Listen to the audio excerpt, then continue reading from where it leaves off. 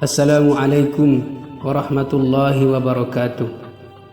Alhamdulillahi rabbil alamin. Allahumma salli ala Muhammad wa ala alihi wa sahbihi wa sallim. Rabbi shrah li sadri wa yassir li amri wahlul 'uqdatam min lisani yafqahu qawli. Sahabat Quran yang dirahmati Allah, seorang pemimpin spiritual sekaligus politikus dari India, aktivis yang menggunakan perlawanan tanpa kekerasan, mengusung gerakan kemerdekaan melalui aksi demonstrasi damainya. Pahlawannya orang India, Mahatma Gandhi. Suatu ketika beliau pernah melontarkan sebuah pernyataan, manusia adalah produk dari pikirannya. Apa yang dia pikirkan, maka jadilah dia seperti itu. Teman-teman yang dirahmati Allah, secara jasad kita memang berasal atau produk dari kedua orang tua kita. Terjadinya pernikahan antara ibu dan ayah kita, lalu terjadi hubungan sebagaimana manusia pada umumnya. Pada akhirnya lahirlah kita sebagai manusia baru di bumi ini. Wallahu akhrajakum min butuni ummahatikum la ta'lamuna syai'a wa ja'ala lakumus sam'a wal absara wal af'ida la'allakum tashkurun. Dan Allah mengeluarkan kamu dari perut ibumu dalam keadaan tidak mengetahui sesuatu pun, dan Dia memberimu pendengaran, penglihatan, dan hati nurani agar kamu bersyukur. Jadi jelas orang tua, kalau boleh kita membahasakannya, ia hanyalah seperti sebuah mesin, tempat di mana kita dicetak. Lantas bagaimana nasib kemanusiaan kita di kemudian hari sebagai makhluk yang beragama, berbudaya, beradab? Itu sangat ditentukan bagaimana pikiran kita memandang setiap hal dalam kehidupan ini. Orang tua sekali lagi hanyalah sebagai penyebab hadirnya kita di pentas bumi ini, bukan selalu menjadi penentu bagaimana kehidupan dan kejiwaan kita di kemudian hari. Bahkan Rasul Sallallahu Alaihi Wasallam memperingatkan kita dalam sabdanya, "Ma min mauludin illa yuladu 'alal fitrah fa abawahu yuhawwidanihi aw yunassiranihi aw yumajjisanihi." Tiada seorang pun yang dilahirkan kecuali dilahirkan dalam keadaan fitrah. Kedua orang tuanya lah yang menjadikannya Yahudi, Nasrani, atau Majusi.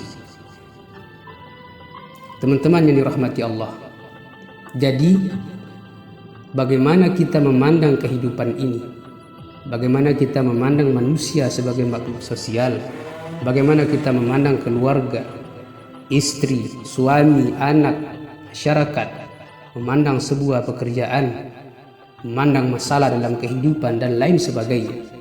Kalau semuanya ini kita lihat sebagaimana orang kebanyakan melihat, maka jadilah kita seperti mereka. Kita akan menjadi seperti orang kebanyakan. Itulah yang dimaksud dengan manusia adalah produk dari pikirannya. Apa yang dia pikirkan, maka jadilah dia seperti itu.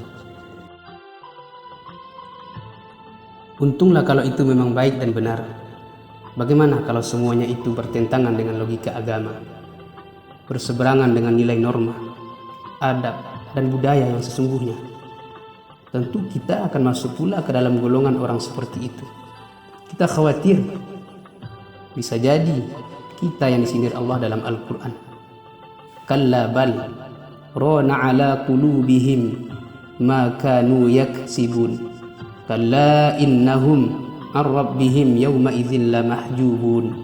Summa innahum lasalul jahim. Sekali-kali tidak, bahkan apa yang mereka kerjakan itu telah menutupi hati mereka. Sekali-kali tidak, sesungguhnya mereka pada hari itu benar-benar terhalang dari melihat Tuhannya. Kemudian sesungguhnya mereka benar-benar masuk ke dalam neraka. Maka untuk itulah kita sebagai seorang muslim dituntut oleh agama untuk belajar. Pelajari segala hal, belajar tentang seluk-beluk kehidupan, terutama belajar tentang apa saja yang menjadi tanggung jawab kita sebagai makhluk sosial. Dan tak kalah pentingnya adalah belajar bagaimana memahami dan mempraktikkan agama dalam kehidupan. Talabul ilmi fariidatun ala kulli muslimin. Menuntut ilmu itu wajib atas setiap muslim.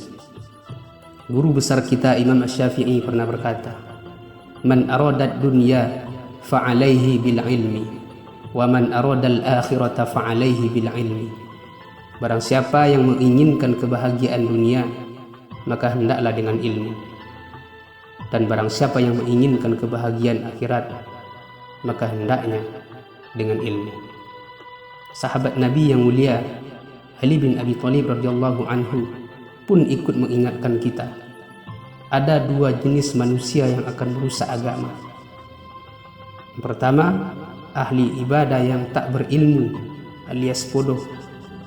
Yang kedua, orang alim yang melakukan dosa. Buya Hamka juga tak mau ketinggalan. Beliau pernah berpesan, kalau hidup sekedar hidup, babi di hutan juga hidup. Kalau bekerja sekedar bekerja, kera juga bekerja. Iman tanpa ilmu, kata Buya Hamka, bagaikan lentera di tangan bayi. Namun ilmu tanpa iman bagaikan lentera di tangan pencuri. Sahabat yang dirahmati Allah, untuk yang kedua kalinya Imam Asy-Syafi'i menasihati kita, kali ini dalam bentuk syair. Beliau berkata, berlelah-lelahlah, manisnya hidup baru terasa setelah lelah berjuang. Aku melihat air menjadi keruh karena diam tertahan. Jika mengalir menjadi jernih, jika tidak akan keruh menggenang. Singa jika tak tinggalkan sarang, tak akan dapat mangsa. Anak panah jika tak tinggalkan busur, tak akan kena sasaran. Biji emas bagaikan tanah sebelum digali dari tambang. Kayu gaharu tak ubahnya kayu biasa jika berada dalam hutan. Mudah-mudahan kita termasuk ke dalam golongan orang-orang yang selalu haus pikiran dan jiwanya akan disirami oleh beraneka ilmu. Apakah itu ilmu tentang keduniawian, terlebih lagi ilmu tentang keakhiratan. Subhanakallahumma wa bihamdika asyhadu an la ilaha illa anta astaghfiruka wa atubu ilaik. Assalamualaikum warahmatullahi wabarakatuh.